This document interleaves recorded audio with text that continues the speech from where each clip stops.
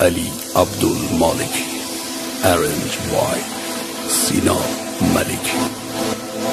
گفته بودم نرو بارو قلبم نزار، گفته بودم به این زودی ها کم نیار، اما رفتی و نموندی، دل و بدجوری سوزوندی، چه ساده زدی زیرش، زدی عهد تو شکوندی.